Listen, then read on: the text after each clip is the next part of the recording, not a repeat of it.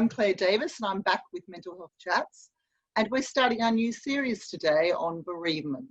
So I've got Monica Evason with us. Hi Monica, how are you going? Hello there, good afternoon. Good, thanks. That's good. So Monica has very kindly, Monica's actually based in Barcelona, and she's very kindly agreed to help us all understand the D word. It's all about death a little bit more. And interestingly enough, through everything that's been going on in the world, Monica has been nicknamed the death coach, which I find quite intriguing. So Monica, could you expand on why you're being nicknamed the death coach, please? Yeah, someone said that to me and it's kind of like, oh, makes your brain go, ouch, doesn't it? It jars a little bit, but yeah, death just over COVID has just been a very big part of all my work. So I've had to talk to a lot of people about the different stages of death. So a lot of my work over lockdown was with doctors, not quite knowing how to handle a patient or the family of someone who was about to die. And for some reason, I just seem to have a bit of a way with words and a way of talking about death. So hence the nickname. Well done. And that goes with the work that you do on mindset coaching, isn't it? Yeah. Yeah. So would you Yeah. like to expand on that a bit more? Well, mindset coaching is quite broad. Mindset coaching is your attitude, your approach to anything. So initially, all my work was around speaking in public, because if you talk in public, you need to have a certain mindset, a certain attitude. And then it's just evolved into relationships, into communications, all sorts. And then over lockdown, it just suddenly became about death. We need to change our conversation with death. We need to change how we approach it, what we understand by it. And I think it just became such a normal day-to-day conversation. I should say I was part of it. It was a volunteer program for doctors. I've been doing communication skills workshops with them for years, and it was almost a natural progression when one of my colleagues from the agency I work for, her mother was dying of COVID. And so I helped her through that whole process. And then when she did die, it was not just her, but the doctor who had to break the news to the family, who phoned me and said, I want to let the family know that the lady who took over that bed survived COVID. So I know your friend's mother didn't, but this one did. Is that a good thing to tell her or not? Well, those are huge questions. They're huge. And I don't know the answer to that. It has to be a gut feel, what feels comfortable. But for her, it was obviously something she wanted to share. So death coaching is, I can't give you the answer. What do you think is the answer? And this doctor did phone her. And from that, really, I got this confidence to be able to just support doctors, medical staff, all kinds, pediatricians, oncologists. They were all at the front line over here in Spain. There were no titles. Everyone had to do everything. And I was just here as a phone support line, really, to give emotional and social support. Oh, and then as soon as the lockdown kind of eased, phone calls stopped. Phone calls stopped. I stopped being a death coach. And now I'm doing normal mindset coaching, which is just so simple and easy after you've been death coaching for so many months. So it sounds like the amazing work that you've done, Monica, and you've also mentioned to me that you've conducted 9 virtual funerals over lockdown as well. So, you know, tell us about how you had to help people through the virtual funerals. We can't have normal funerals like we used to during these times. Super, super sad. So really, there's 3 things. The first one is here in Spain. I don't know if people are aware in the UK, but when someone dies here in Spain, your body is put in an open coffin the very next day. And then that same day, or latest the next day, is the funeral. So when someone dies, you have got literally no time to prepare for a funeral. And then again, our lockdown here was so severe that what people didn't appreciate is that funerals, you couldn't have funerals. You could only have 3 people. But if the person died of COVID, there were all kinds of regulations. Therefore, people couldn't go through that. And then the third part is that when that person is dying, they had to die alone. But in this particular hospital, they did it via iPads. They just put out a request to say, can everybody donate their iPads? So people were dying on iPads, which is just phenomenal. So this friend who's a work colleague, when her mother died and she was just in grief, and because she was in lockdown, she could not envisage not having a funeral. So I said, well, let's do a virtual one. That's the very first one I did. And we had all her family. So I had to give them a quick Zoom lesson in the virtual world, because as you and I know, virtual training is our world. So the first lesson is teaching everyone how to get a handle on Zoom, and then trying to make this an emotionally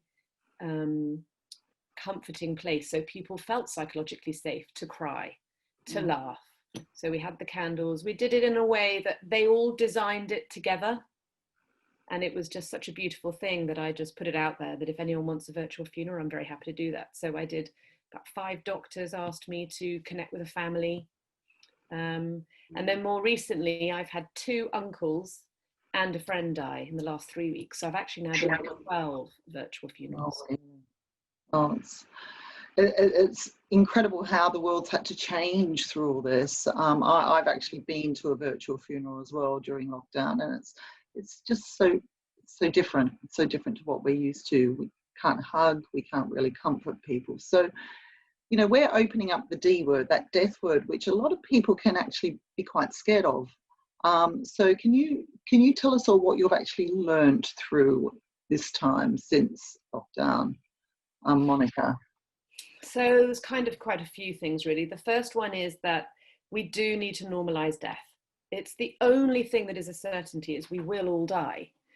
And I think the best possible way to normalize it is if we have it as part of a conversation.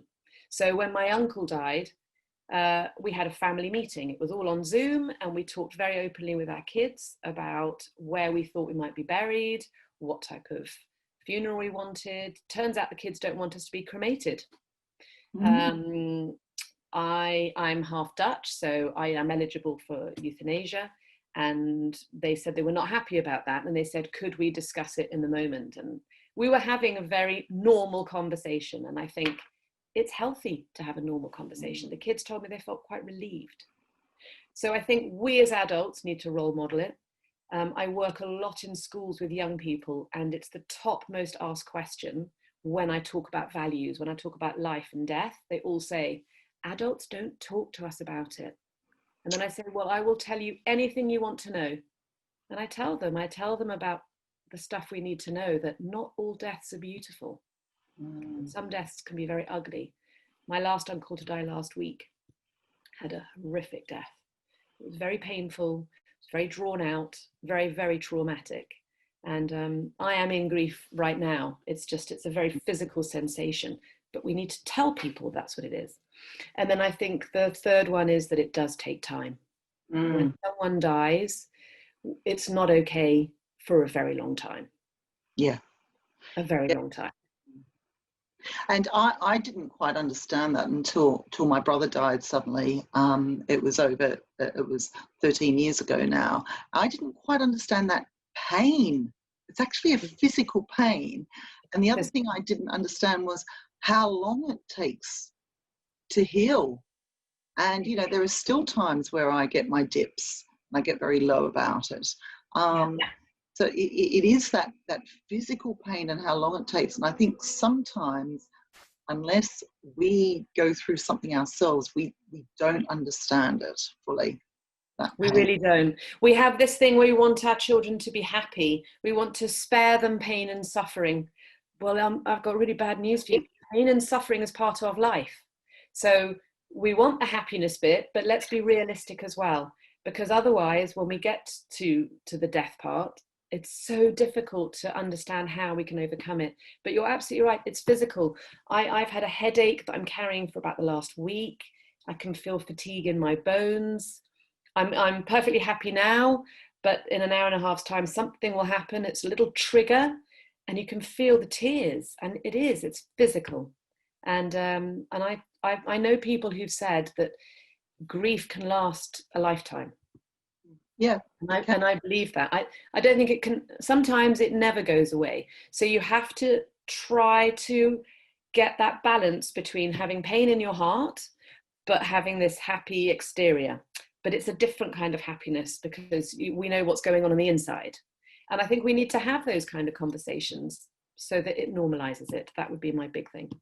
And I actually also do believe that my father died prematurely after my brother died. So he died of a broken heart. Yeah. He died of a broken heart. Yeah.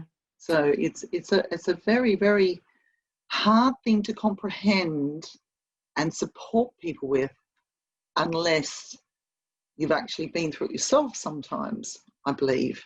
Yeah. Especially with somebody so close.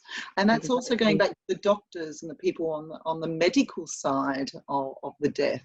You know, to experience that many deaths must be so overwhelming. It is overwhelming. And sometimes I would have doctors on the phone that just said to me, I'm just overwhelmed. I just can't take saving lives anymore. Can you imagine? Doctor saying, I can't take saving lives anymore. And it was when they saw that the rules were a bit more lax and that people were out in the streets. And so they were trying to do their job, but the frustration of seeing how society was not understanding what's really going on in the hospital wards. And sometimes they would just break down in tears. Sometimes they said, I can't breathe.